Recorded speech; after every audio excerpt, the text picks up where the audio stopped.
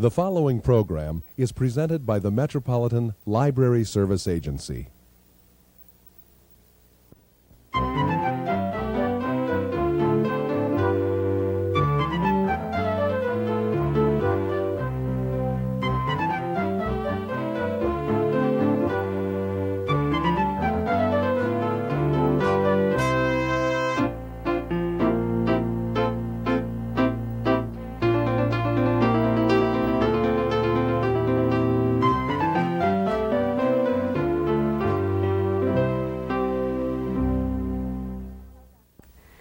Hello, welcome to All About Kids, a program focusing on the interests of children and young people and some of the issues affecting them. Our discussion topic today is child care and child care legislation. We're pleased to have as our guests Minnesota Senator Rudy Boschwitz, his legislative aide Gordon Hoff, and Brooklyn Park child care providers Jeanne Newell-Cronky and Susan Myslajek. Our interview was taped in the Brooklyn Park Library after Senator Boschwitz took a ride on the Hennepin County Library bookmobile. Senator Boschwitz, Gordon Hoff, Jeanne Newell-Cronky, and Susan Myslajek, we're delighted to have you here in the Brooklyn Park Library today. We're going to be talking a little bit about some child care issues. This is a real focus of attention in today's society. And Senator, I'd like to ask you, first of all, you've been very involved in child care issues. What got you interested in this, and what about some of the legislation you've been involved in? Well, I get involved legislatively pretty much by chance. I was in Rochester, Minnesota, and I was just holding a regular meeting, an open forum type of meeting, and several child care providers came in and asked me about a new internal revenue regulation that said that they could not deduct the cost of the food that they gave to their kids, or only 85% of it, because that was in the 1986 tax bill with respect to business lunches. That if you took somebody out on a business lunch, only 85% could be deductible, and the Internal Revenue Service was applying that to child care providers for the food that they gave the kids. And I was really flabbergasted and took care of that and got the Internal Revenue Service to change in a couple of weeks. And then the child care providers took an interest in me, and I began to take an interest in the legislation. You know, and I have kids, 4 kids, and so that, I suppose that piqued my interest as well. Jeanne, you've been a child care provider for over 22 years. You've seen a lot of changes over that time. What's happened to you as a child care professional, and how do you see the legislative issues? I see a major need for sliding fee for families. I have seen parents have to quit work because they couldn't afford child care. I've seen parents not able to go to work when they were done with school because they couldn't afford child care. In a minimum wage job, you just can't afford to pay for child care, to have good quality care. And I think for me as a provider, having half my enrollment be sliding fee children, to see them go from a sliding fee program off with no growing time to grow into paying child care, it's traumatic for me as a provider to lose a family. What is a sliding fee?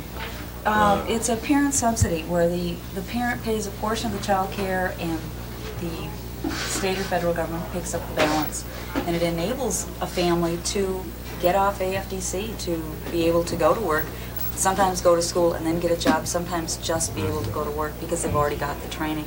Gordon, is that a federal program? Yes, it is. We would provide some grants to counties and they do it that way, or how does that occur? Yes, the money goes to the states and then flows through to the counties, and then it's distributed on the need of the family that's in the county.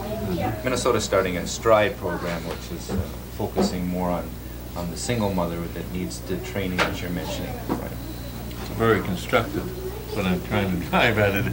It's a very constructive approach. Yes, and very necessary. Yeah. And what we need is more funding to go into that instead of other areas, because there's a waiting list of, I believe, something like 7,000 families in the state waiting to get the funding so that they can go to school or go to work.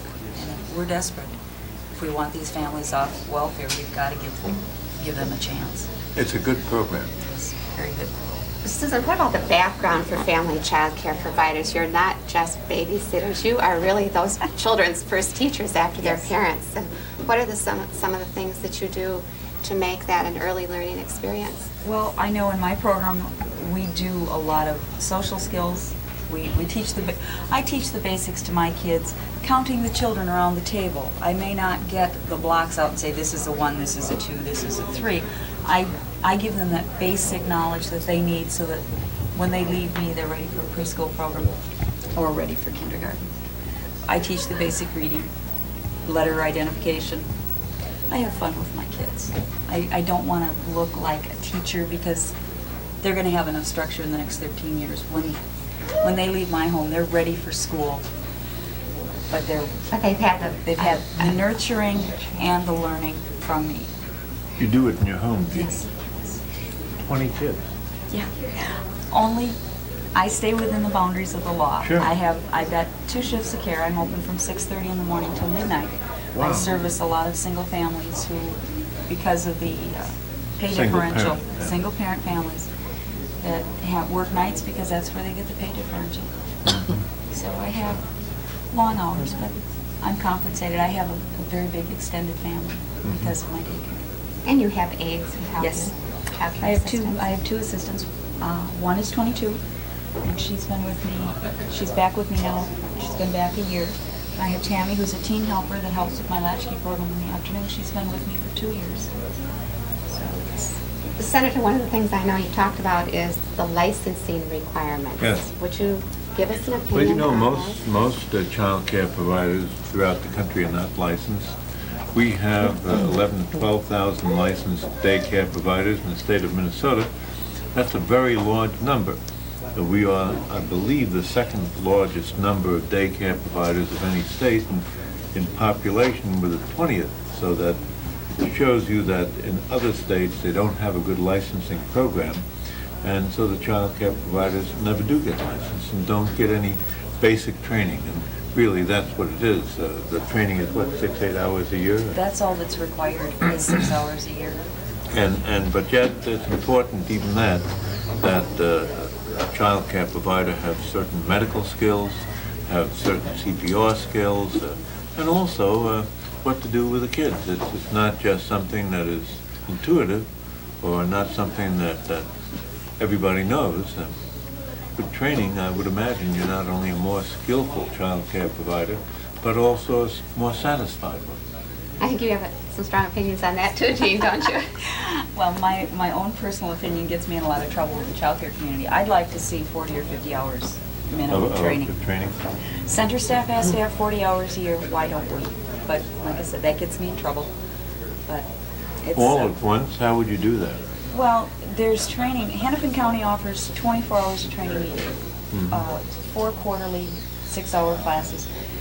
Between the university, the county, the public health nurses, I could go to training every night of the week, every Saturday, year-round, and it's all good training. Well, how many weeks of the year do you run your child My care? daycare is open 52 weeks out of the year. Wow.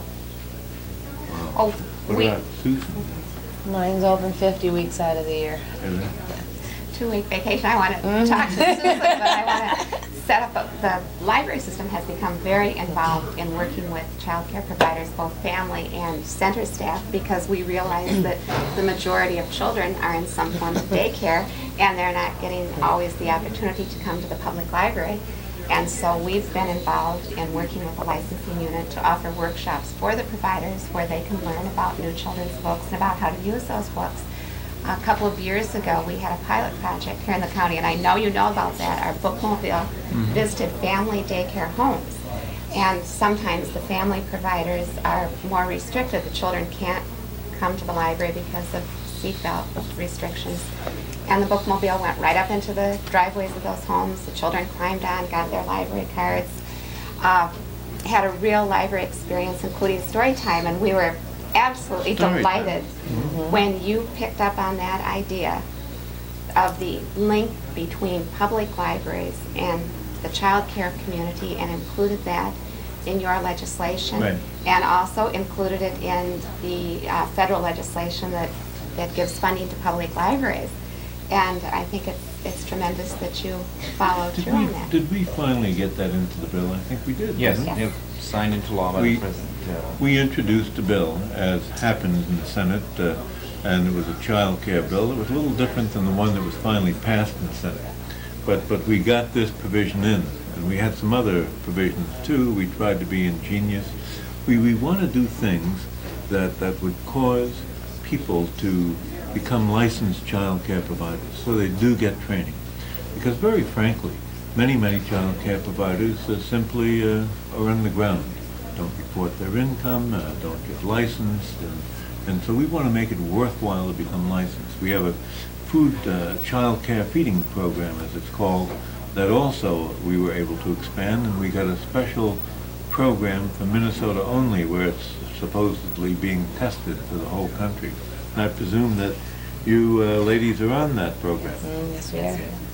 And it's supposed to provide, I understand, about 18% of the income of child care providers when the value of that program is added up. And we have to fight for that program all the time.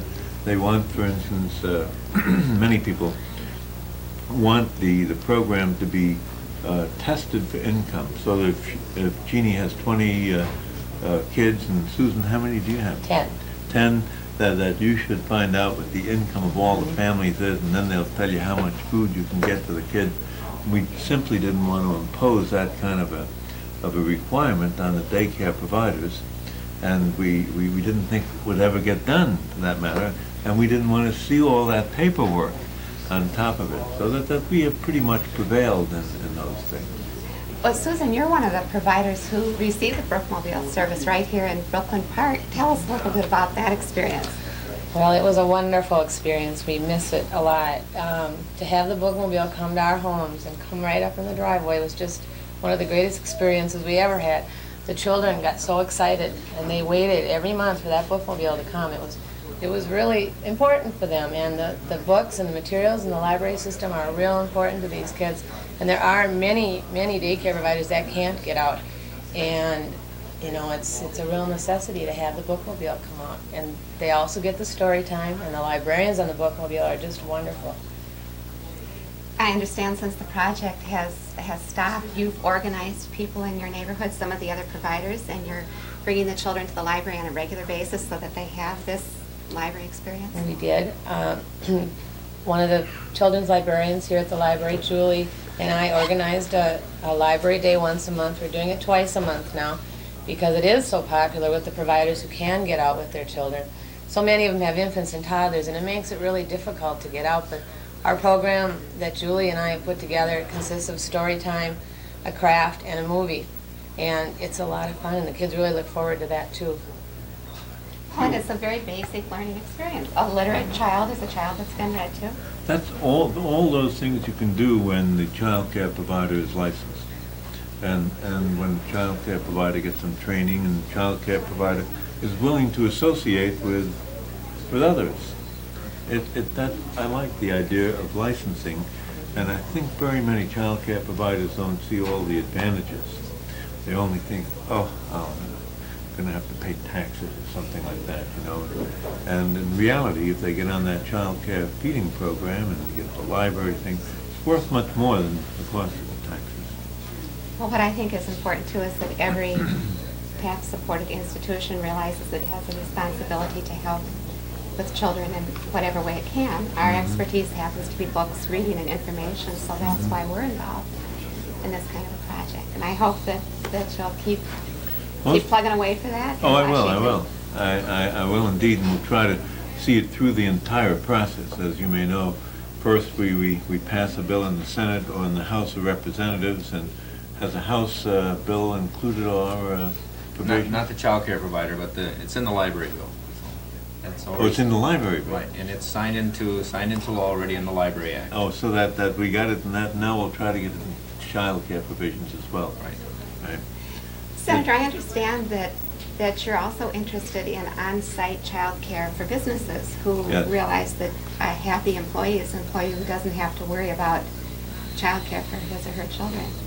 Yes, I am, and we didn't put that much in the bill because then you have to look at the cost of the bill as well, and we had some choices to make. Do we do it for mostly home-based child care, where there's kind of a family type of situation as we have with Susan and Jeannie? Do we do it for corporate type of people? There you'd have to give tax credits, and tax credits is money that the government foregoes, doesn't collect. And we have to be conscious also that we have deficits, that we can't give all the money away, and so we didn't put as much emphasis in that in our bill. And I always have to turn to Gordon, because Gordon is my staff guy in Washington who specializes in these matters. And what was the result of the legislation in the Senate? Did some kind of provisions get in for employer type of daycare facilities? No, not in the Senate bill, but the House bill does have a provision for that. So. And you think that's a good provision? Well, I think the idea of having on-site childcare in businesses I might tell you that I recall that when we looked into it in my company, we had quite a few child care providers in our neighborhood up in Fridley object because they felt they could handle. Well, and it could depend on the community that you live in the area, certainly. Well, you both are going out, meeting with a lot of community groups. I know Gordon has been all over the state talking to child care providers. What's the reaction in the field? What do people think are some of the real needs in child care? Well, as Jeannie has said, certainly they want to receive good training. They also want to have help with the sliding fee scale for the low-income family that needs care. They also want to leave the parent with the choice. They don't want to see Washington, D.C. tie up the legislation so it says that you have to go to this provider in order to get reimbursed or to qualify for getting assistance. So they really want the flexibility that comes through an earned income tax credit or the child care dependent tax credit that's available. In the Senator's bill, it included both of those provisions. Senator, when you're talking with your colleagues in Washington, do they, as usual, see Minnesota as a leader state? You know, they really don't have much awareness of that we are leaders in child care, but I have made them aware, particularly because of our licensing system and the success of our licensing system. So yes, in the various debates, I've brought that up many times. Many times. You know, these child care tax credits that we talked about for the parents and the earned income tax credit, where a person of lower income who doesn't have any tax to pay, a tax credit does that person no good. So we make it a reimbursable tax credit, where it is even added to a person's paycheck every 2 weeks, so that the tax credit flows right through to the parent, so the parent has a cash flow to undertake child care. I'd like to follow through on that with Susan and Jeanne. Do you find that the parents who come to you are concerned about the cost of child care? Are they looking for the tax credits? Definitely. That's the first question we they- get asked is how much do you charge? Because they know what their budget will allow. And it's scary to know a child is going to perhaps a not safe home because the provider isn't licensed and isn't parents providing, simply can't afford to it. pay. Yeah, that's all they can afford.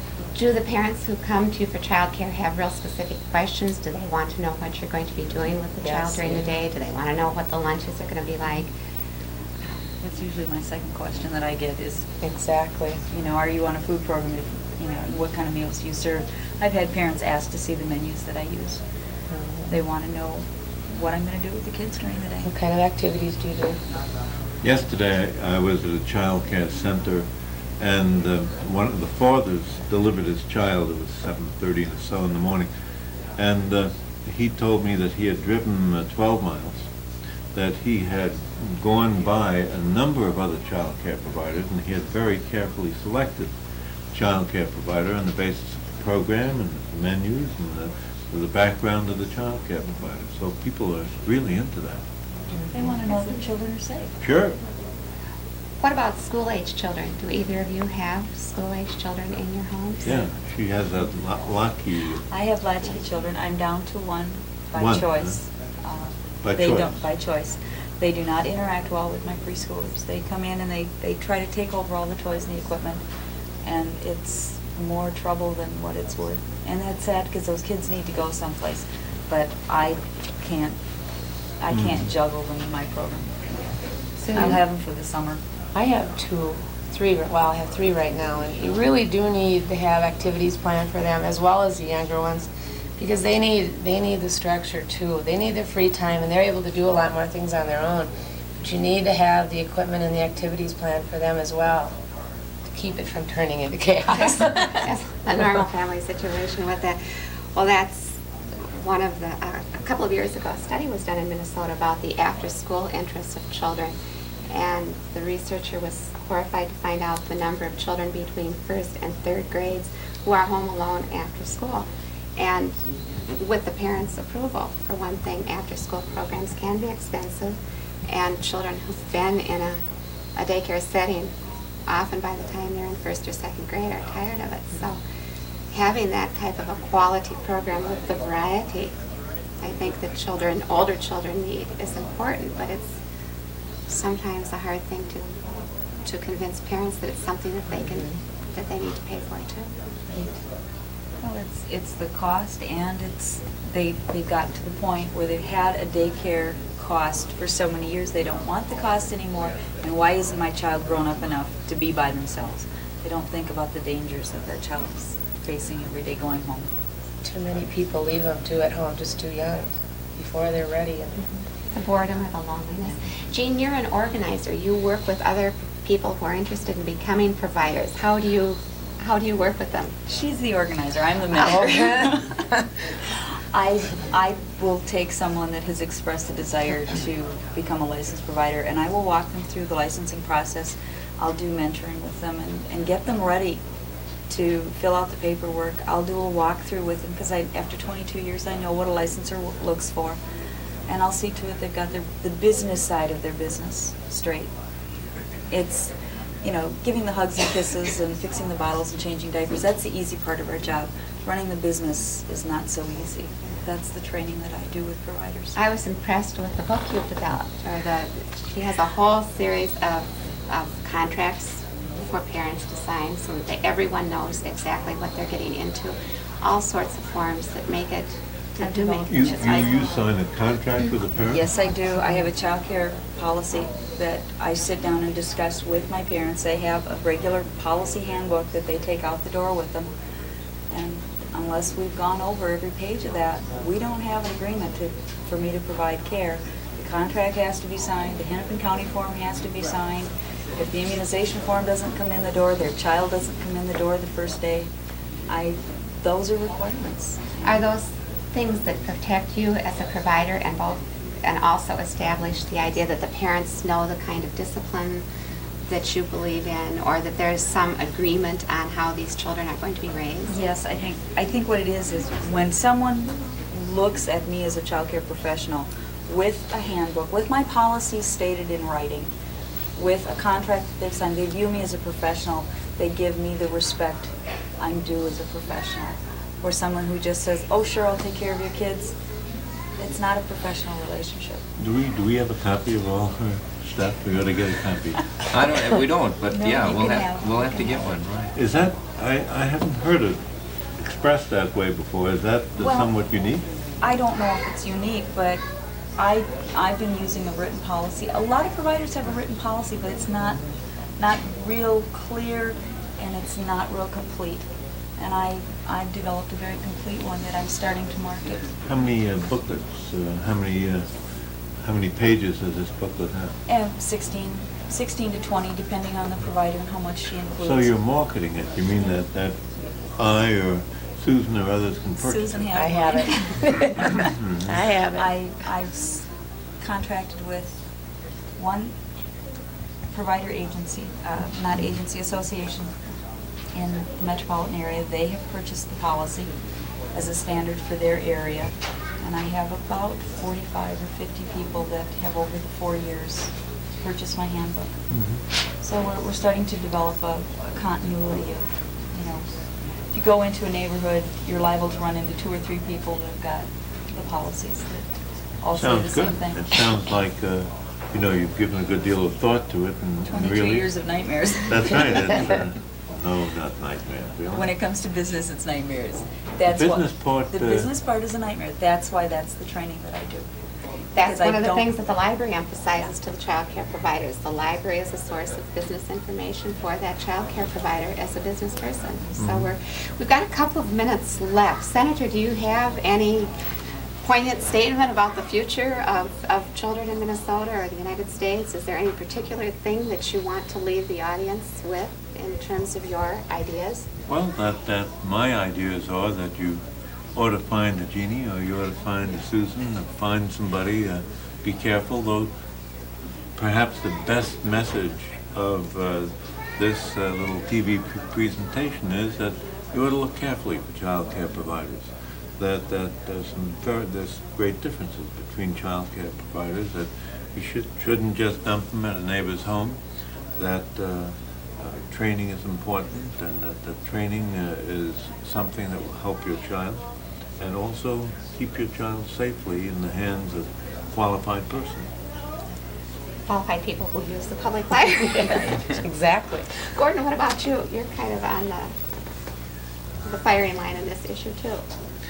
Well, as far as just the legislation, obviously the Senate and the House will now go into conference, and probably by midsummer there'll be something heading down for the President to look over, I would suspect. So this is midsummer 1990. In midsummer 1990, right. And we'll work to get the library provisions into it. Thank you very much. All of our troops are going to be pleased to hear about that. Well, it has been wonderful having you all on the program today. We appreciate it, especially your busy schedule. We know that it was a special effort for you, and I hope you enjoyed your bookmobile ride. I like the bookmobile ride. It was a special effort, of course, with a schedule with people kind of clawing at you to get at you, but how did you get away from the kids? That's what I want to know. I have Susan. staff. I have staff also. Is that right? I have a gal that's been with me for 4 years. And how do you do it 52 weeks of the year? I mean, I'm you history in February. I'm on vacation. I hire extra staff and I go to Mexico. Oh, is that right? But you're month? lucky, 2 weeks. aren't you? Too kind of the unusual. Many Yes. providers cannot afford that luxury of extra people to help them out. That's right. It's more than just the extra people. Sometimes it's having even a doctor's appointment available. Sure. The substitute care network is not strong yet, and we need subs that can come in and take over so the provider can stay sane and get away. Does your attendance go down summertime? No, Does it not? goes No, up. it goes up. Our school age It kids goes home. up. Our school Oh, I kids see. are- Yeah. Well, I talked to a provider yesterday, and I was in her home, as I indicated. She takes 2 weeks off in the summer, and 1 week off for Christmas, and then there was a 4th week. I think that's smart. Smart lady. Yeah, Yes. smart. That's tough. I mean, have 20 kids all around all the time at 10, I'm a parent whose kids, all 4 of them are gone, and it's kind of nice around there. Yeah. Thank you all for being with us today. Thank you. Thank you very much, Precious. Thank you, Senator Boschwitz, Gordon Hoff, Jeanne Newell-Cronky, and Susan Myslajek. And thank you for joining us on All About Kids. Please tune in again.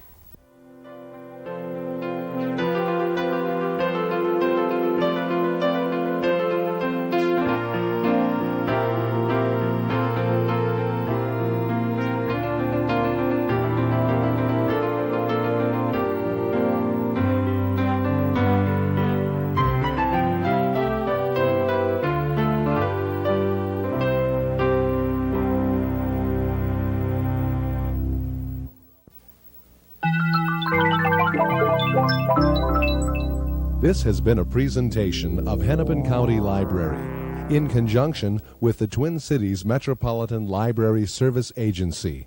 We thank you for watching, and we hope you visit your public library often.